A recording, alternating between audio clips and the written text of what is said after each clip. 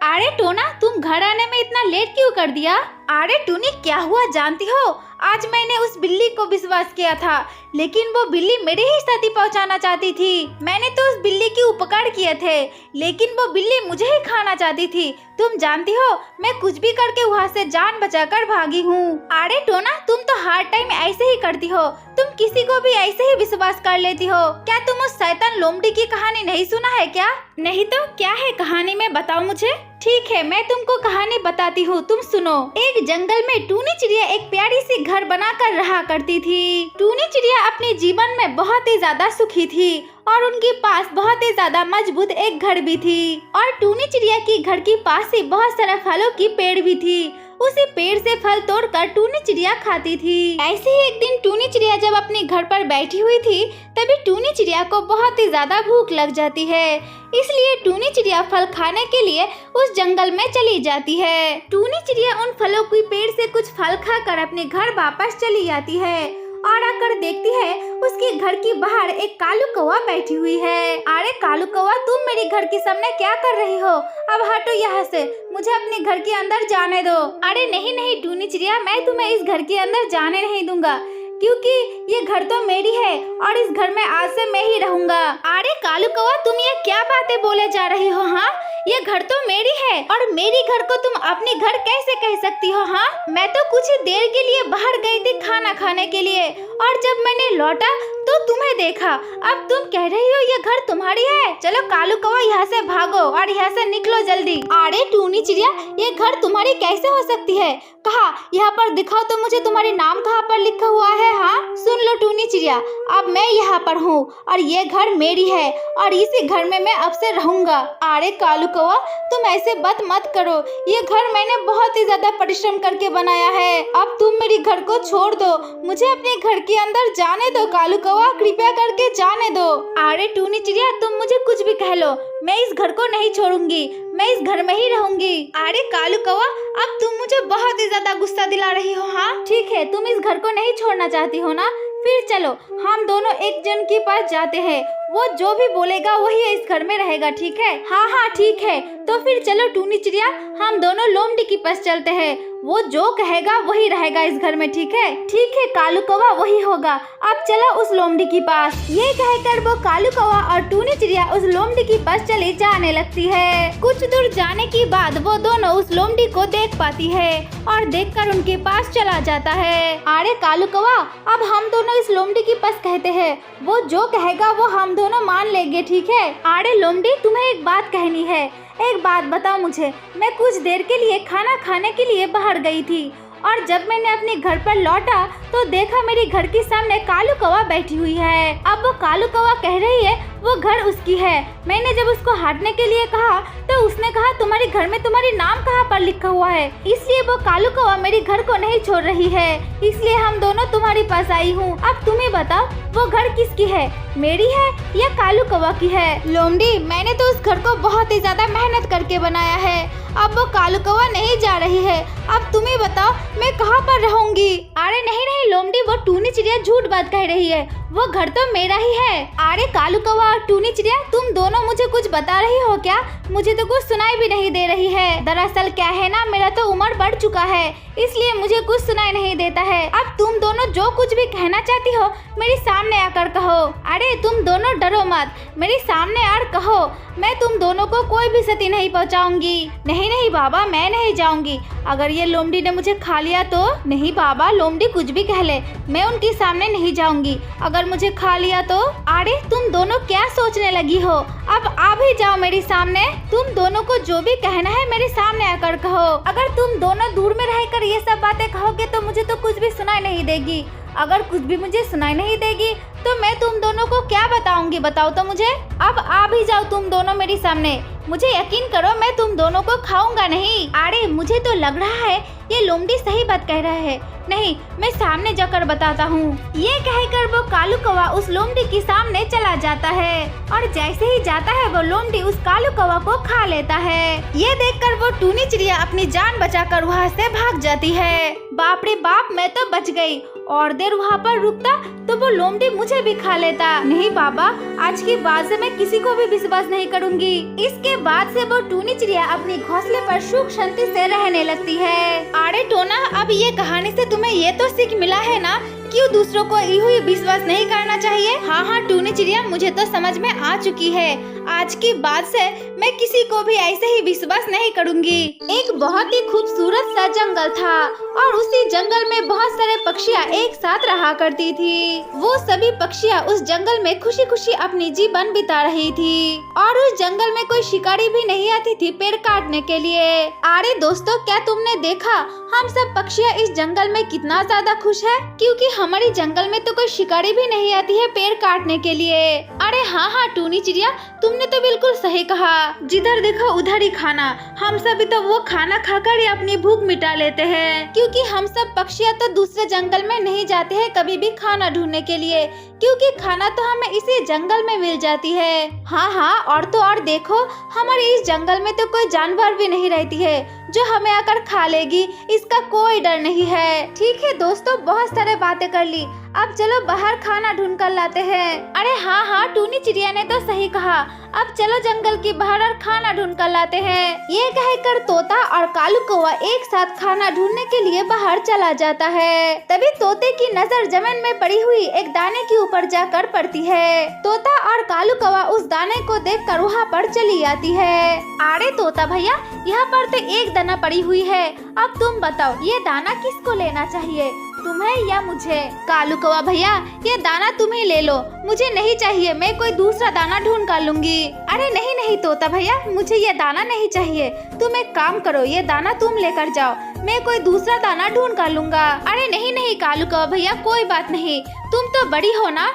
तुम ये दाना लेकर चले जाओ। अरे नहीं तोता भैया, तुम बड़े हो, तुम लेकर जाओ ये दाना। अरे कालू कौवा भैया, मैंने जब कह दिया तुम ये दाना लोगे तो तुम ही लोगे, ठीक है? कालू कौवा और तोता जब ये सब बातें कहकर लड़ रही थी, तभी वहाँ पर एक बुलबुली चली आती है। वो बुलबुली आकर उस दाने को वहाँ से उठा कर लेकर भाग जाती है। अरे कालू कौवा भैया, हमारी दाना तो उस बुलबुली ने लेकर भाग गई, अब हम दोनों क्या खाएंगे? तो क्या हुआ, उस बुलबुली ने उस दाने को लेकर चली गई है तो वो बुलबुली तो हमारी बहन लगती है ना, वो बुलबुली उस दाने को लेकर चली गई है तो जाने दो, हम दोनों कोई दूसरा दाना ढूंढ कर लेंगे, ठीक है? इस तरह से उस जंगल की सारे पक्षियाँ एक दूसरे के साथ खुशी खुशी अपनी जीवन बिताने लगती है। इसके बाद रात हो जाती है और जंगल की सारे पक्षियाँ अपने अपने घोंसले के ऊपर सो जाती है। तभी जंगल की सारे पेड़ अपने अपने के साथ बातें करने लगती है। अरे पेड़ भैया, क्या तुम सब देखती हो हमारी ये जंगल कितना ज्यादा खूबसूरत है और हमें तो इस जंगल में कोई परेशान भी नहीं करती है ना? अरे हाँ पेड़ भैया, तुमने तो बिल्कुल सही कहा, हमारी इस जंगल तो बहुत ही ज्यादा खूबसूरत है और हमारे इस जंगल में कोई शिकारी भी नहीं आती है हमें काटने के लिए। वो तो तुमने सही कहा, लेकिन आप बताओ, दिन में जब सूरज उठती है तब कैसा लगता है? अरे दिन की बात ना बताओ तो अच्छा ही होगा, क्योंकि दिन में तो मुझे बिल्कुल भी अच्छा नहीं लगता है, क्योंकि जो सूरज है वो तो हमारी सर के ऊपर रहती है और बहुत ही ज्यादा गर्मी लगती है और हमें अच्छा लगता है शाम को जाकर जब चंद्र निकल कर आती है, बहुत ही ज्यादा खुश हो जाती हूँ मैं रात में। अरे पेड़ भैया, ये सब क्या बातें बोल रही हो, रात में और शांति कहाँ पर मिलता है? हाँ, हमारी पेड़ के ऊपर जो पक्षियाँ रहती है वो तो बस यूं ही रहती है और हमारी ऊपर पॉटी भी कर देती है और इनकी ये पॉटी लेकर तो हमें पूरा साल रहना पड़ती है। ये पक्षियाँ तो हमें बहुत ही ज्यादा अत्याचार करती है और साल में एक बार कब बारिश होगा तब जाकर हम सब धुल जाते हैं। अरे हाँ पेड़ भाई, तुमने तो बिल्कुल सही कहा।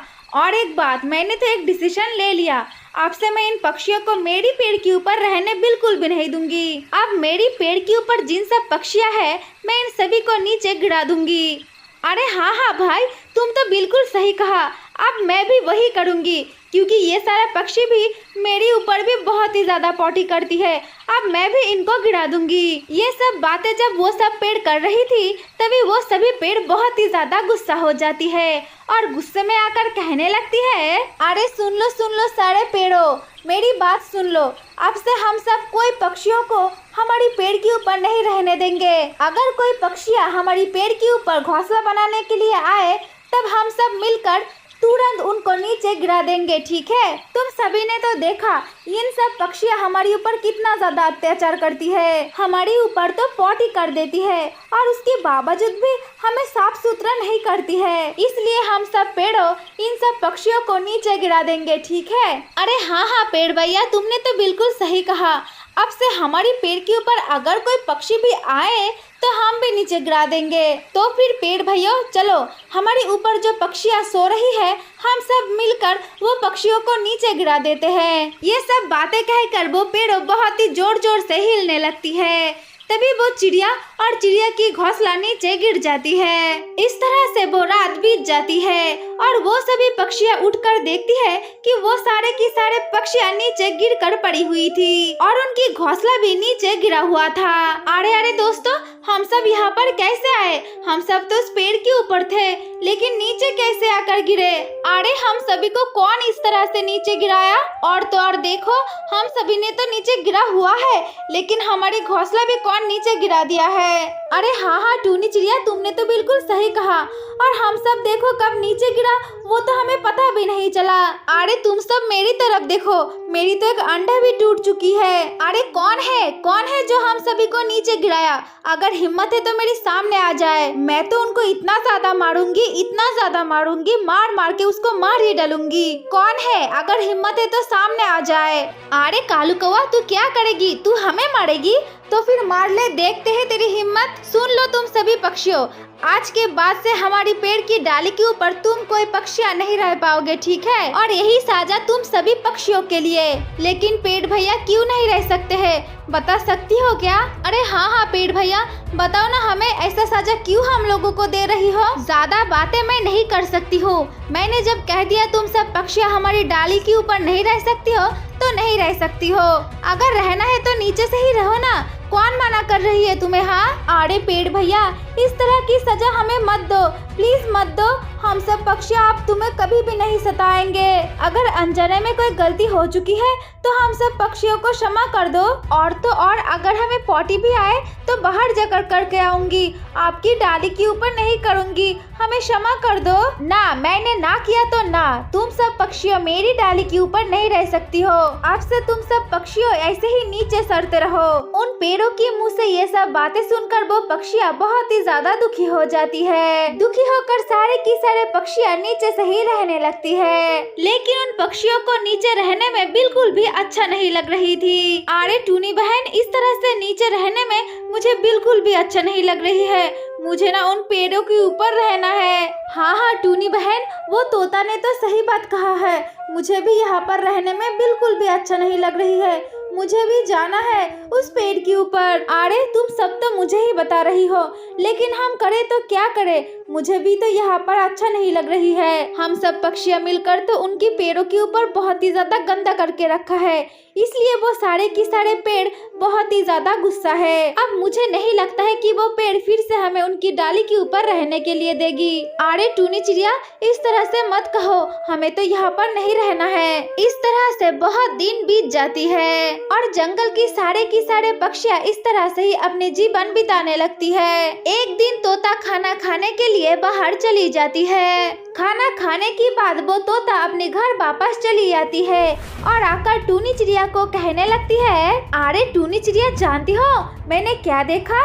जंगल में बहुत सारा शिकारी आया है और वो सारा शिकारी जंगल की लकड़ियाँ काट रही है। मैंने अपनी आँखों से देखा और वो सभी तो इधर भी आ रही है। अरे तोता, क्या तुम सच सच बोल रही हो? वो शिकारी इधर आ रही है? अगर ये बात सच हुआ तो वो शिकारी तो हमें भी मार डालेगी। नहीं, हमें कोई बचा लो, मुझे मरना नहीं है, मुझे बचा लो। अरे अरे पेड़ भाई, ज्यादा चिंता ना करो, हम सब पक्षियाँ हैं ना, हम सब तुम्हारी रक्षा करेंगे। तुम सब पेड़ों तो बहुत ही ज्यादा अच्छी हो, इतने सालों तक हमें आपकी डाली के ऊपर रहने के लिए दिया। अब तुम सभी चिंता ना करो, हम सब पक्षियाँ हैं ना, हम सब तुम्हें बचा लेंगे। अरे अरे पक्षियों, चलो जल्दी उन शिकारियों के पास, चलो उन लोगों को भगा कर आते हैं। इसके बाद जंगल की सारे पक्षियाँ उस जंगल में चली जाती है और जाकर वहाँ पर कहीं पर भी शिकारियों को नहीं देख पाती है। तब टूनी चिड़िया उस तोते को कहने लगती है, अरे तोता भाई, तुमने तो कहा था कि शिकारी आया है, लेकिन यहाँ पर तो कोई भी नहीं है। अरे टूनी बहन, मैंने ना झूठे बात कहा था, क्योंकि यहाँ पर कोई शिकारी नहीं आई है। और झूठ मैंने इसलिए कहा कि उन पेड़ों के दिल में अपने लिए जगह बना सके इसलिए। अरे तोता भाई, इस झूठे बातों से कैसे उन पेड़ों के दिल में हमारे लिए जगह बना सकेंगे, बताओ मुझे। अरे टूनी बहन, हम सब पक्षियाँ जाकर उन पेड़ों को बताएंगे कि उन सारे के सारे शिकारियों को हम सभी ने मार मार के भगा दिया है, और इस तरह से उन पेड़ों के दिल में हमारे लिए जगह भी बन जाएगी, और वो पेड़ हम सभी पक्षियों को अपने अपने डालों में रहने के लिए दे देगी जगह। अरे बात तोता भाई, तुमने तो बिल्कुल सही कहा। अगर इस तरह से हम सभी करते हैं तो उन पेड़ों के दिल में तो जरूर हमारे लिए जगह बन जाएगी, और हमें भी उनकी डालियों के ऊपर रहने के लिए जगह भी दे देगी। ये सब बातें कहकर बहुत सारे पक्षियाँ उन पेड़ों के पास चली जाती है। अरे पक्षियों, बताओ हमें, क्या वो शिकारी चली गई है इस जंगल से? अब हमें काटने के लिए यहाँ पर तो नहीं आएगी ना? हाँ हाँ पेड़ भैया, तुम सब बिल्कुल भी चिंता ना करो। उन सब शिकारियों को हम सभी ने मिलकर भगा दिया है, और वो भी मार मार के भगाया है। अब वो शिकारी इस जंगल में कभी भी नहीं आएगी। अरे पक्षियों, तुम सभी को बहुत ही ज्यादा शुक्रिया, हमारी जान बचाया है तुम लोगों ने। अरे पक्षियों, अब से तुम्हें नीचे रहने की कोई जरूरत नहीं, तुम सब हमारी डालियों में रह सकती हो। अब चले आओ। इसके बाद जंगल की सारे पक्षियाँ उन पेड़ों के ऊपर फिर से अपनी घोंसला बनाकर खुशी खुशी अपनी जीवन बिताने लगती है।